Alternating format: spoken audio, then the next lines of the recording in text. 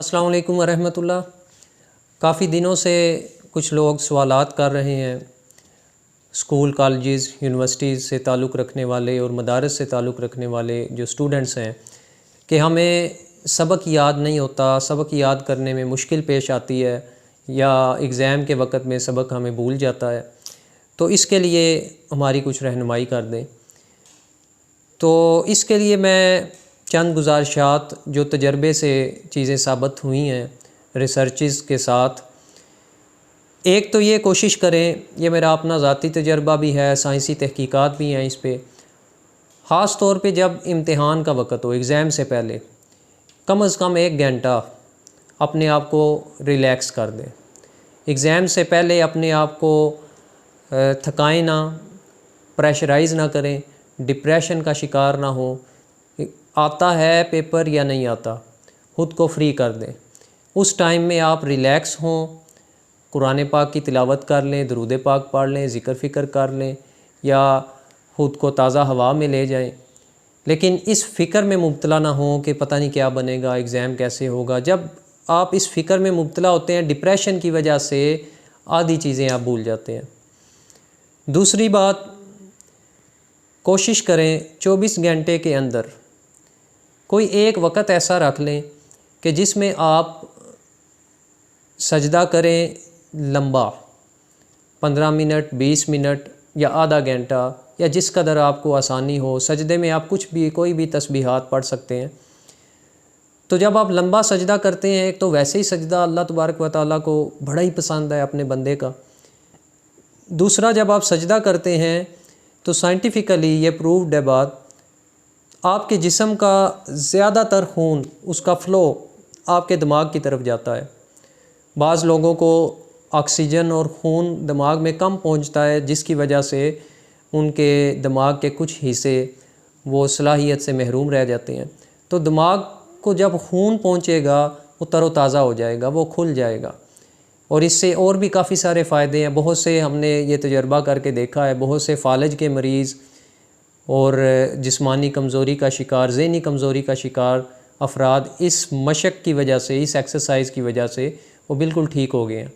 या जिनकी आई site week है वो भी ये कोशिश करें। फिर इसके अलावा मिसवाक करना, मिसवाक करने से नज़र भी तेज़ होती है और हाफ़ज़ा भी ठीक होता है। इसके अलावा मेंटल हेल्थ के लिए अपनी डाइट प्लान करें। कोशिश करें अपने खुराक के अंदर एक तो फ़ास्ट फूड को छोड़ें। फ़ास्ट फूड इंसान को बहुत ज़्यादा नुकसान दे रहा है आज के दौर में। एक फ़ास्ट फूड, दूसरा डिप्रेशन। ऐसी डाइट यूज़ करें जैसे ड्राई फ्रूट्स हैं, जैसे बादाम है। बादाम दिमाग के लिए बहुत अच्छा है। आप बादामों की खीर बना सकते हैं, बादामों का हलवा बना सकते हैं, उसे नाश्ते में खाएं।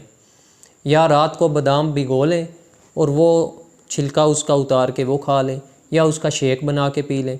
बादाम को परमानेंटली अपनी डाइट का हिस्सा बना लें।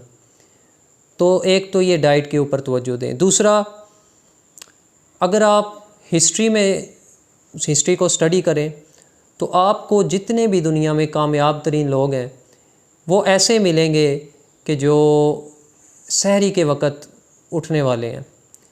वो रात के आधे हिस्से में या आखिरी हिस्से में उठ के वो अपने काम काज करते हैं, अपने मामलात करते हैं, चाहे वो मुसलमान हैं या गैर मुस्लिम हैं। मैंने उस पर काफ़ी तहकीक की हुई है। सहरी के वक़्त चूँकि हर तरफ सन्नाटा होता है, सुकून होता है, आबो हवा फ्रेश होती है, उस टाइम में दिमाग पीक पे होता है उसका लेवल। तो सहरी से लेके फ़जर तक और फ़जर के बाद भी ये औकात जो है वो प्राइम टाइम कहलाते हैं।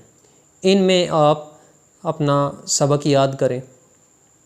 फिर इसके अलावा जो टेक्निक है कोई भी सबक याद करने की, एक तो है ये चीज़ें अहादीस पाक से साबित हैं, एक तो है किसी भी चीज़ को लिख के महफूज कर लेना। जब आप लेक्चर लें, दीनी लेक्चर हो या दुनियावी लेक्चर हो, आप उसके कुछ पॉइंट्स, मेन पॉइंट्स तहरीर कर लें, लिख लें। मैंने ये चीज़ तजर्बा की है जब मैं यूनिवर्सिटी में पढ़ा करता था। बहुत से एग्ज़ाम्स ऐसे भी हैं जो मैंने बग़ैर पढ़े दिए और मेरा A+ ग्रेड आया। सिर्फ वजह क्या थी कि जब मैं लेक्चर लेता था तो पूरे फोकस के साथ लेक्चर लेना और उसके मेन पॉइंट्स लिख लेने, तो मुझे उसके बाद कभी पढ़ने की ज़रूरत नहीं पेश आती थी। उस कंसेप्ट को मैं अच्छी तरह ज़हन नशीन कर लेता था और एग्ज़ाम से कबल अगर मौका मिलता बस उसे एक नज़र दोहराने की ज़रूरत होती थी बस, और एग्ज़ाम बहुत अच्छा हो जाता था। हमारे यहाँ रट्टा सिस्टम बहुत ज़्यादा है, कंसेप्ट नहीं है। रट्टा ज़रूर लगाएं, लेकिन अगर रट्टे के साथ आप चीज़ों को समझ लें, कंसेप्ट अपना क्लियर कर लें, तो बहुत ही अच्छी बात है। इसके बाद एक चीज़ ज़हन में रखें, हाफ़ज़े का ताल्लुक़ आपकी क़ुव्वत बसारत से है, आई साइट, आपके क़ुव्वत समात से है। बहुत सी चीज़ें इंसान सुन सुन के याद कर लेता है, उसने वो पढ़ी नहीं होती, देखी नहीं होती, लेकिन सुन सुन के उसे याद हो जाती हैं। बहुत सी चीज़ें ऐसी हैं जो इंसान देख देख के तहरीरें, वो उसके आँखों में उसका स्केच आ जाता है, वो उन्हें याद कर लेता है, वो उसकी मेमोरी में सेव हो जाती हैं। एक आई साइट के पोर्शन में, एक हियरिंग के पोर्शन में वो सेव हो जाती हैं। तो कोशिश करें कि जब आप किसी चीज़ को पढ़ें, मिसाल के तौर पे अगर कोई शख्स कुरान पाक हिफ़्ज़ करता है तो वो उन आयात पाक को अपनी निगाहों में नक्श करने की, उसकी तस्वीर को अपनी निगाह में नक्श करने की कोशिश करे। दूसरा, फिर वो किसी को सुने और सुनाए। सुनने और सुनाने का जो अमल है, इससे भी बड़ी क़ुव्वत मिलती है। किसी को सुनाना या किसी से सुनना, यहाँ पे आपकी क़ुव्वत समात का अमल दखल होता है, और समात का ताल्लुक़ दिमाग से है डायरेक्ट, वो आपकी मेमोरी में वो चीज़ें नक्श हो जाती हैं। फिर इसके बाद एक चीज़ है रेपिटिशन। जब आप किसी चीज़ को बार बार रिपीट करते हैं, बार बार, जिसे आप कह लें रट्टा लगाना, तो वो आपको नहीं भूलती कभी भी।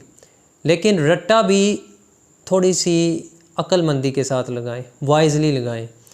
बिल्कुल रट्टा लगाएं तो आपको अगर एक जुमला भूल गया तो सारे का सारा रट्टा भूल जाएगा। तो जब आप रट्टा भी लगाएं, कोई चीज़ रेपिटिशन के साथ याद करें, तो कुछ क्लूज़ उसके अंदर रख लें, कोई ऐसे पिन पॉइंट्स रख लें कि जो अगर आपको एक पॉइंट याद आए तो सारे का सारा आपको सबक याद आ जाए। तो इंशाअल्लाह मज़ीद भी हम सिलसिला हिफ्ज़े कुरान का बमा तर्जुमा कल सुबह से इंशाअल्लाह उसका आगाज़ करने जा रहे हैं।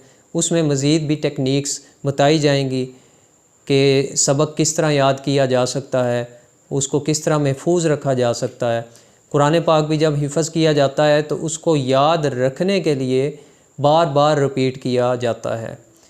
तो अल्लाह तबारक व तआला आप सबको क़ुव्वत हाफ़िज़ा अता फ़रमाए। और यहाँ मैं एक बात, दुआ भी एक बताता चलूँ, हदीस पाक से ये साबित है, कुरान पाक में ये दुआ मौजूद है, रब्बी ज़िदनी इल्मा।